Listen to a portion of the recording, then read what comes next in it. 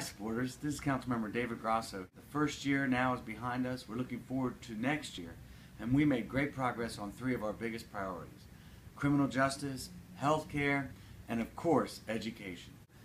Over the year's time, we've attended numerous hearings, been out in the community, visited lots of schools, and been engaged in the process to the point where I finally feel grounded in my knowledge and in how I want to play a role in education reform moving forward here in our city. Criminal justice reform has also been a priority of mine. Many of you know I introduced a bill to tax and regulate marijuana.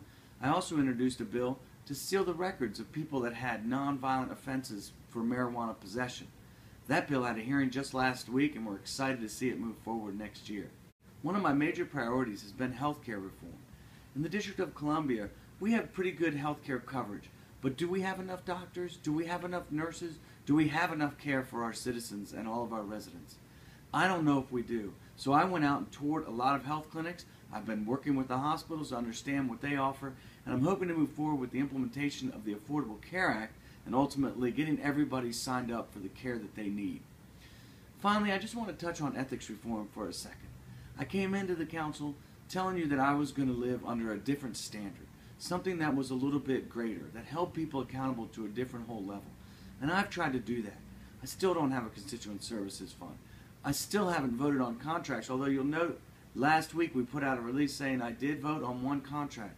It was important for me to stand up for that contract because it had gone through the process, and the Contract Appeals Board had ruled in favor of a particular organization, and that I felt like needed to be stood for. Ultimately, though, it's going to take a lot of hard work and engagement by people like you to make sure that our government is moving in the right direction. Each one of us, every single resident, is going to have to go out and vote. Going to have to be engaged in my office to call me at 202-724-8105. Email my staff, email me, and let me know what your thoughts are. Next year, I'm looking forward to working on many of these priorities again throughout the year.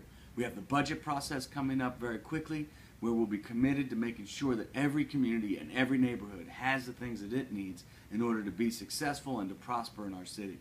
We're also going to be working on elections reform, continuing to work on education reform, and paying particular attention to the boundaries discussion and the debate around where you have a right to go to school in your neighborhood school, where it's located, and where you go.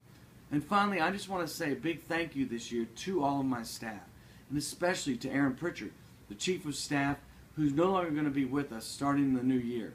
Aaron and his wife Amy and their daughter Amelia have decided to move back to Washington State so they can be close to Aaron's family while they're raising their family. But that's okay because we have great opportunity here in spite of Aaron's leaving. We have new Chief of Staff Dion Johnson Calhoun and Christina Henderson, who's going to be the Deputy Chief of Staff in charge of my legislative team. So come on down and meet everybody. Be engaged in the process. Remember to follow me on Facebook and Twitter and call me as often as you want. Thanks a lot. Have a happy new year, and we'll see you in the new year.